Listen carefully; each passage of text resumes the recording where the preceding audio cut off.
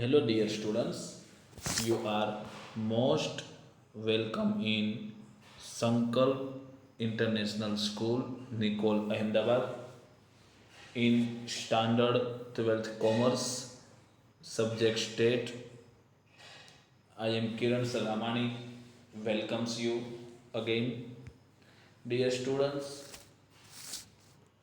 From last lecture, we have started new chapter, second chapter, linear correlation. In last lecture we have seen that what is correlation, what is correlation coefficient, what is the value of it, and some types of correlation. Likewise, positive correlation, negative correlation, and absence of correlation between the variable. Today we will learn about the method of study about correlation. Dear students, you have to remember that there are three methods. How many methods? Three methods. Study about linear correlation between the variable. If you want to study the linear correlation between given the variable, then we have to follow three methods. First method is scatter diagram method. This method is fully based on graph. We have to do graph. After that, we can able to find out types of relation between the variable. Second method is Karl-Pearson method, which is given by Karl-Pearson, and third method is Spearman's method. Other name of Spearman method is rank correlation method. Karl-Pearson method is used when quantitative data are given. Spearman method is used when qualitative data is given. But here in your exam, you have to follow the method which is clearly mentioned in the question. So no question will be arise about which method should be used. Today we will learn Karl-Pearson method. Scatter diagram method is not important from the viewpoint of exam, so we will study that method in the end of this chapter. Today we will start second method, and after that we will learn about third method, and finally at the end we will see scatter diagram method. Dear students, first of all you have to find out mean. If your sum is calculated as per Karl-Pearson method, there are two parts. Mean is fractional and mean is not fractional. If your mean is not fractional, first part, if your mean is not fractional, then you have to follow this formula: sigma x minus x bar into y minus y bar divided by into root sigma x minus x bar square into root sigma y minus y bar square. But if your mean is fractional, then you have to follow two formula. When your mean is fractional, then you have to follow two formula. If your mean is fractional, then you have to check the value of given variable. If it is less than 20, there are two conditions for this formula. First, mean should be fractional, and second, value of given variable should be less than 20. Then you have to use this formula: n sigma xy minus sigma x into sigma y upon into root n sigma x square minus sigma x whole square into root n sigma y square minus sigma y whole square. Second thing is, if your mean is fractional and value is more than 20, then you have to use shortcut method to do calculation fast. Shortcut method is n sigma uv minus sigma u into sigma v divided by into root n sigma u square minus sigma u all square into root n sigma v square minus sigma v all square. So there are three formula for calculation method. If your mean is not fractional, then there is one formula, and if your mean is fractional, then there is two formula: value of variable less than 20 and above 20. Today we will learn about first formula, when our mean is not fractional. That means when our mean is in full digit, there is no point. Okay, so illustration number 5. The following information is collected by taking a sample of 7 candidates having nearly same intellectual ability to know the effect of last day preparation for a competitive examination of general knowledge on the result of examination. Here we have two types of data are given. Students who learn in last few days before the exam and their result or their mark obtained. So we have to calculate relation between these two variables. If we want to determine dependent and independent variable, then last day preparation are independent and result are dependent. Why? Because result is always dependent on the preparation by students. So last day preparation are independent and result of the examination are dependent variable. Is it clear? Reading hour are given and marks obtained by students given. There are 1, 2, 3, 4, 5, 6 and 7 observation are given.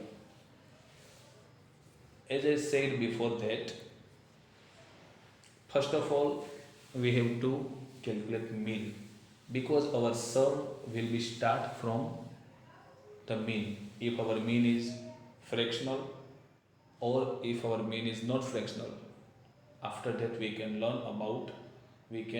calculate about this given sum. So first of all we will find mean. Here two variable x, variable y. So first of all we will find mean for x. What we will do to find out mean? X bar is equal to sigma xi upon n, sum of all the observation divided by n, 1, 2, 3, 4, 5, 6 and 7. Same process in y. So our mean will be 33 for x and 72 for y respectively. Now you can see that our mean is not fractional. So we will use first formula. First formula is that r is equal to sigma x minus x bar y minus y bar upon into root sigma x minus x bar square sigma y minus y bar square. This formula is used. Let's start x and y as it is given. Now we will find first of all x minus x bar and y minus y bar. After that we are able to make some necessary column. So first of all x minus x bar. What is about x minus x bar? As we find that value of x bar is equal to 33. So 25 is our x minus 33. So minus 8, 38 minus 33, 5, 30 minus 33, minus 3, 28 minus 33, minus 5. Same, your total will be 0. Here you have to remember that value of x minus x bar and y minus y bar always 0. If it is not 0, then you may be wrong. You have to suffer loss of 5 marks, because this sum will be asked to you in the examination for 5 marks in section C. Sum number 46. Now we will find y minus y bar as well as x minus x bar, so value will be 0. Next, which column we have to prepare? So on the upper side, x minus x bar, y minus y bar, so we will do multiplication of x minus x bar with y minus y bar. Let's start. Minus 8 into minus 7, that means 56. 5 into 3, 15. Minus 3 into minus 4, 12. Same procedure. So x minus x bar, y minus y bar is equal to 151. Clear? On lower side, into root sigma x minus x bar square, y minus y bar square. So we have to make another 2 column, x minus x bar square and y minus y bar square. So x minus x bar square, minus 8 into minus 8 and 64, square of 5, 25, minus 3 square, 9. So total will be 182. X minus x bar square is equal to 182. Same, y minus y bar square is equal to 136. Now we have all the value which is required in formula. So we will put all the value in formula.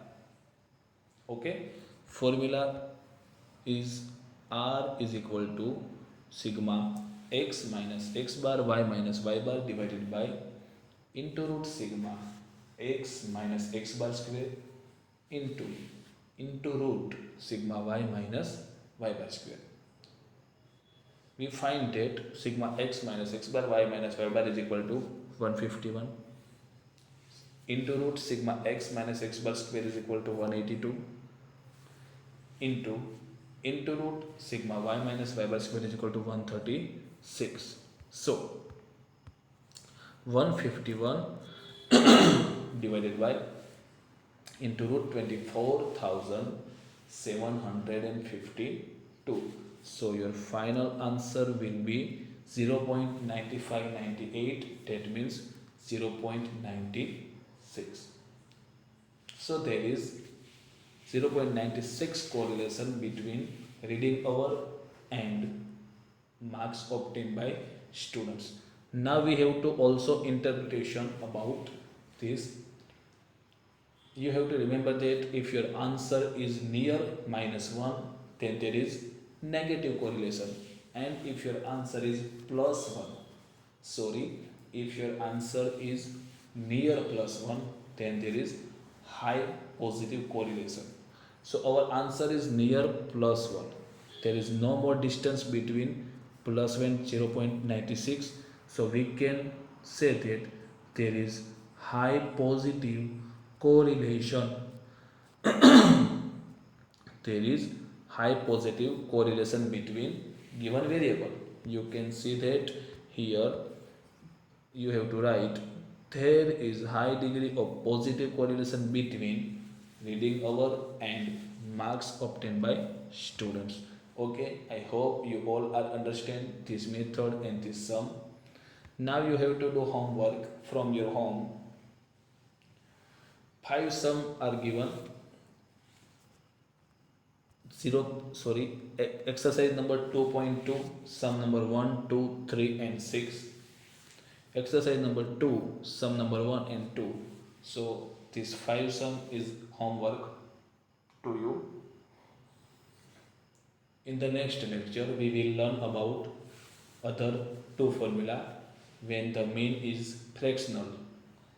Okay, so thank you. You can ask your query to me in your Zoom lecture. Okay.